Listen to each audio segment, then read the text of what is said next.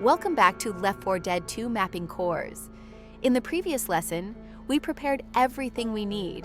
We installed the official tools, organized our development folder, and even set up Hammer++, which we'll be using sometime in the future too. Today, we begin working directly inside the editor. In this episode, we'll launch Hammer World Editor for the first time and take a closer look at its interface.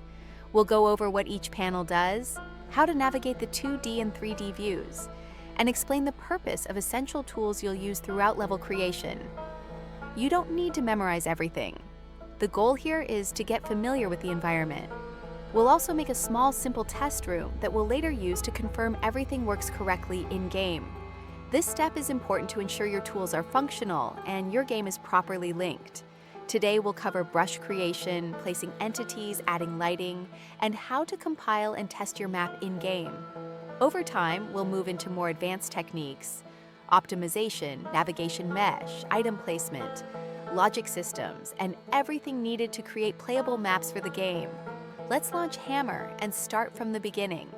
We'll break down each part of the interface so you understand what you're looking at, and then we'll create our first test room together. You can access it in two ways. First option, through Steam. Head to your Steam library, and in the top left, switch from Games to Tools. Look for Left 4 Dead 2 authoring tools in the list. Second option, if you've already added a shortcut to your desktop when you installed it in the first lesson, you can simply double-click that icon to launch the tools directly. If you want to keep things cleaner and more organized, I recommend moving this shortcut into the folder structure we created earlier. Specifically, go to your Valve Development Tools folder and place the shortcut inside a subfolder like \tools. This way, all your development utilities stay in one place. Easy to manage and easy to find. Once the Authoring Tools launcher is open, select Hammer World Editor, and we're ready to begin exploring the interface. Let's take a moment to get familiar with the layout, just enough to understand what you're looking at before we start using it in practice. The interface might look a bit overwhelming at first, especially if you're new to level editors. But don't worry, we're just going to break it down section by section. You don't need to memorize anything right now. Just get a feel for what each part does. Across the top of the window, you've got the Map Views and Operations bars. These contain a lot of useful tools for navigating around your map. You'll find buttons to control how things are displayed in the 2D and 3D views, adjust the grid size, and toggle snapping, which will be essential for clean, aligned geometry later. On the left side of the window is the Tools bar. This is where you'll switch between different editing modes, like selecting objects, drawing brushes, applying textures, placing entities, or even clipping geometry. Think of it as your toolbox. Every tool here is something you'll be using again and again throughout the mapping process. Right below the Tools bar is the Selection Mode bar. This lets you choose how you want to interact with your objects. You've got Groups Mode for selecting entire group sets of objects. Objects Mode for selecting whole objects, even if they're made up of multiple parts. Solids Mode for selecting individual geometry, even if it's part of something bigger. It's handy when you're editing complex sections and need more control over what you're clicking on. Next up is the Texture bar. This area shows the currently selected texture and lets you browse through others by clicking the Browse button. You'll use this a lot to give your brushes the right visual style. Walls, floors, ceilings. It all starts here. Then there's the Object bar, which is crucial for adding more than just basic geometry. This is where you place entities.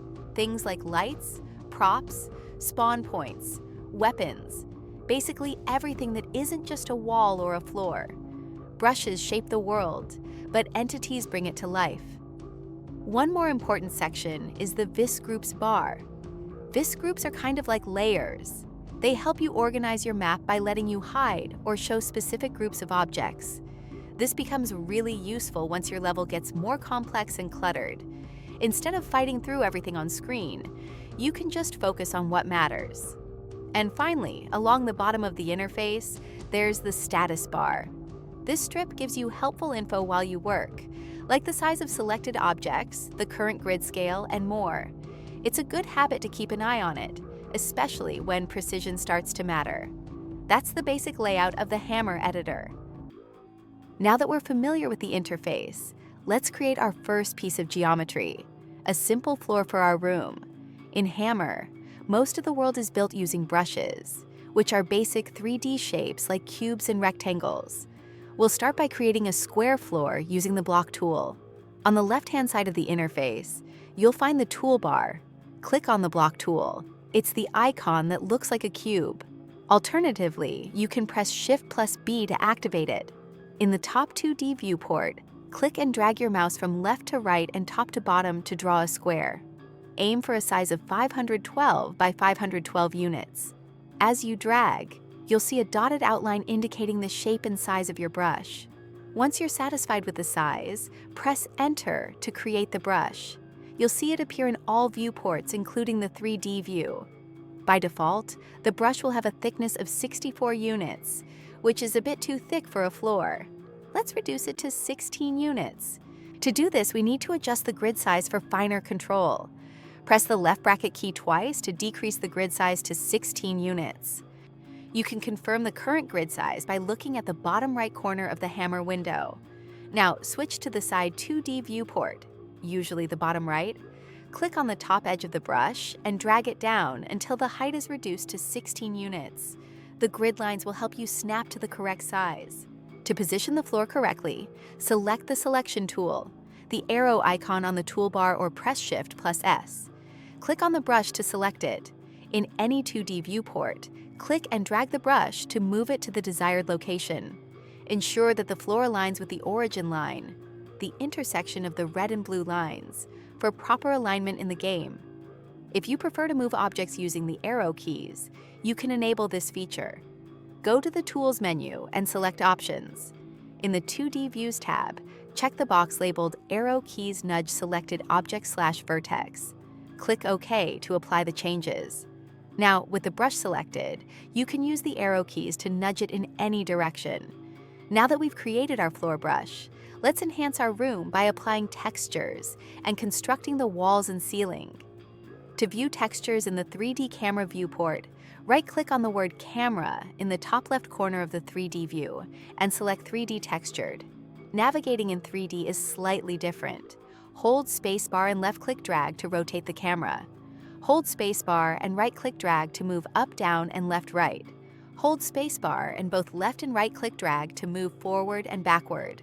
Alternatively, press Z to toggle mouse look mode, allowing you to look around using your mouse, and use WASD keys to move as in-game. To change the floor's texture, click on the Browse button in the texture bar on the right side of the interface. In the texture browser, type dev measure in the filter field to locate developer textures. Select dev/dev measure generic 01B and double-click it to set it as the current texture. Select the floor brush by clicking on it in the 3D view. Click on the Apply Current Texture button, icon with a cube and a red checkerboard, on the left toolbar to apply the selected texture to the floor. To construct the walls, select the floor brush. In the side 2D viewport, hold Shift and press the up arrow key to duplicate the brush and move it upward. With the new brush selected, adjust its height to 128 units and thickness to 16 units using the corner handles in the 2D viewports. Position the wall appropriately around the floor. Repeat this process to create the remaining 3 walls, enclosing the floor.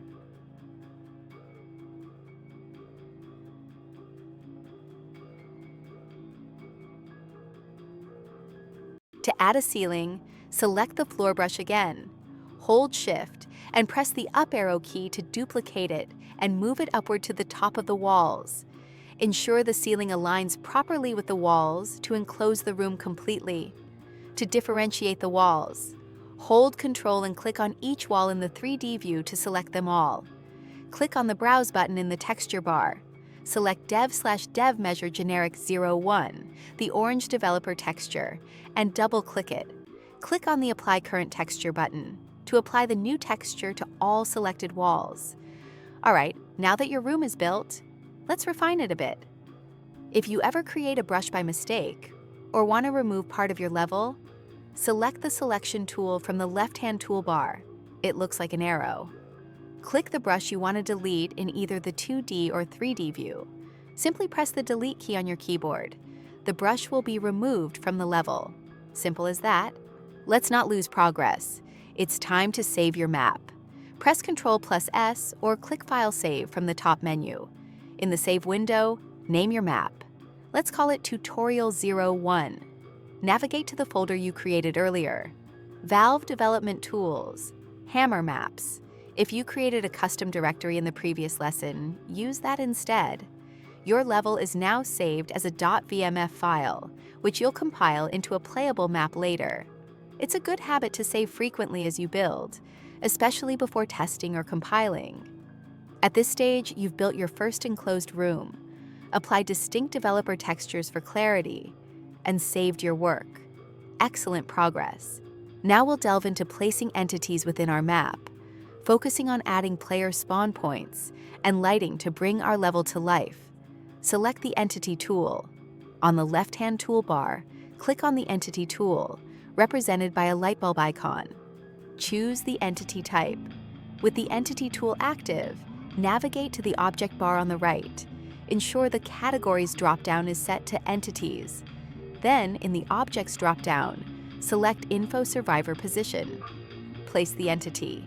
In the 3D camera viewport, position your cursor at the desired spawn location within your room, and left-click to place the entity. You'll notice a model of Coach appears, serving as a reference for player scale. A little tip here, try to place the entity higher a little bit from the floor. This ensures correct functioning of this particular entity. Now let's add a light source. Select the Entity tool. In the Object bar, select Light from the Objects drop-down. Place the light.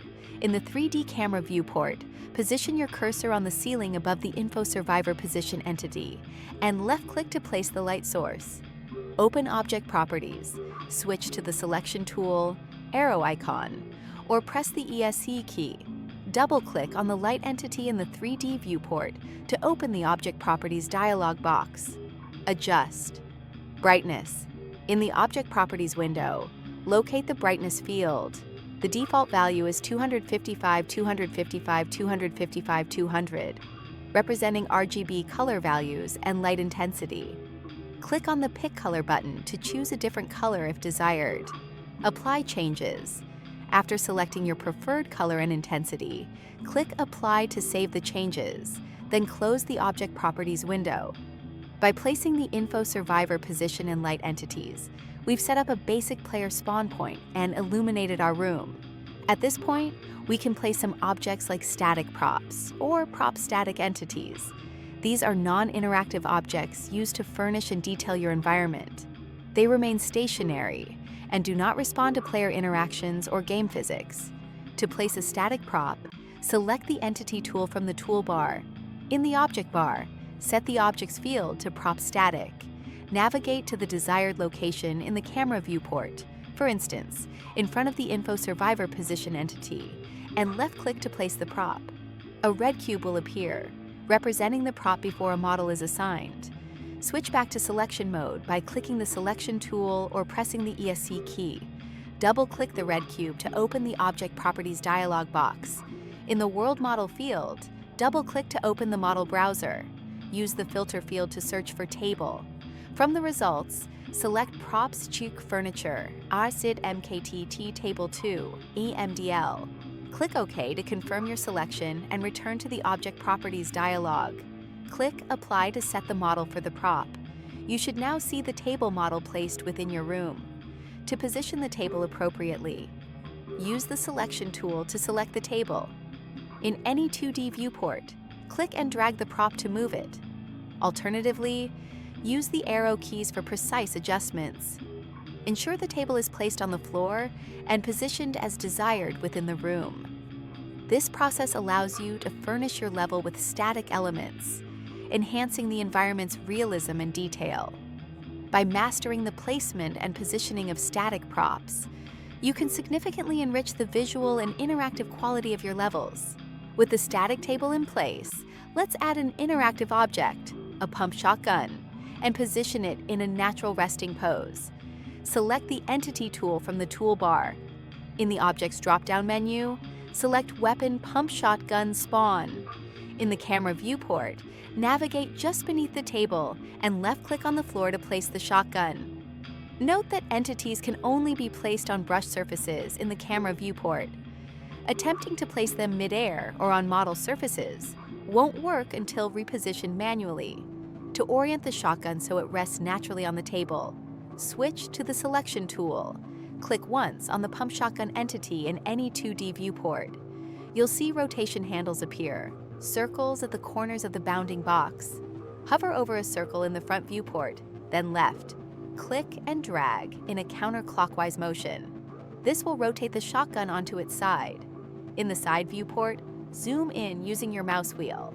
Press the left bracket key 4 times to reduce the grid spacing for fine-tuned placement. Drag the bounding box upward until the shotgun is resting on the table surface. It doesn't need to be perfectly aligned. Just make sure it's not clipping through the table. To finalize the weapon's position, move to the top viewport. Click the bounding box of the shotgun to enter rotate mode again. Drag one of the corner circles counterclockwise until the shotgun lies nearly parallel to the table edge. You now have an interactable shotgun entity properly placed and rotated on the prop static table, ready for in-game pickup. With your first room complete, we can begin expanding your map. Using basic brush manipulation tools, duplication, scaling, and moving. Create a new hallway and an identical room. Duplicate the walls, floor, and ceiling of your original room. Extend the floor brush outward to form a hallway. Create a second room at the end of the hallway using the duplicated geometry. Make sure to leave door-sized openings in both rooms, connecting to the hallway. To keep lighting consistent across both rooms, select the light entity in the first room. Hold the Shift key, then drag the light into the second room. Position the duplicated light at the center of the ceiling in the new room. Pro tip: you can duplicate any object in Hammer by holding Shift while dragging it. This also works with multiple selections, allowing you to clone entire sections of geometry, lights, and entities simultaneously. Once the second room and hallway are completed, double-check connections and alignments. Ensure lights and props are placed correctly. Save your progress if you haven't already. You now have the foundation of a functional, multi-room level, complete with props, weapons, and interactive elements. Just a few more things remain before we can test our first map. To test your level properly in-game, you'll need to place a player start entity. This will define the exact location where the player spawns when the map loads. Click on the Entity tool from the toolbar. In the Objects drop-down, select Info Player Start. Navigate in the camera viewport to the center of the room, ideally next to the model of Coach. Left-click on the floor to place the player start entity. The placement doesn't have to be exact. Just ensure it's reasonably placed and not overlapping with any props or geometry. You can rotate the entity if you want to control the direction the player faces upon spawning. Once your map has been saved and a player start has been placed, it's time to compile and test it in-game. Compiling transforms your .vmf design file into a .bsp file that the game engine can load and render. Go to the File menu and select Run Map, or simply press the F9 key. The Run Map dialog will appear. Make sure these settings are correct. O-Run BSP, Normal O-Run BIS, Normal O-Run RAD, Normal. Under Additional Game Parameters, enter the following: Tow Console, Dev, Console, Plowless VLAN 1, optional. Enable HDR lighting by checking the HDR box. This will increase compile time, but improves lighting realism. Click OK to begin the compile process. You'll see a progress window as the map compiles. Once done, Left 4 Dead will launch and automatically load your map. Upon launching, you'll see a Map is unplayable message. Don't worry, this happens because we haven't yet created a navigation mesh, nav file. This file tells AI-controlled survivors where they can and can't walk. Press Continue to load the map anyway. You'll be able to walk around and interact with the environment, but bots won't behave normally until the nav file is generated in a later step. Now, before we end, we need to enable the developer console. This allows you to test your map more efficiently by entering commands to spawn enemies, give weapons, or reload your map quickly. Press ESC in-game. Go to Options Keyboard/Mouse. Set Allow Developer Console to Enabled. Click Done, then return to Game. Press the tilde key to open the console.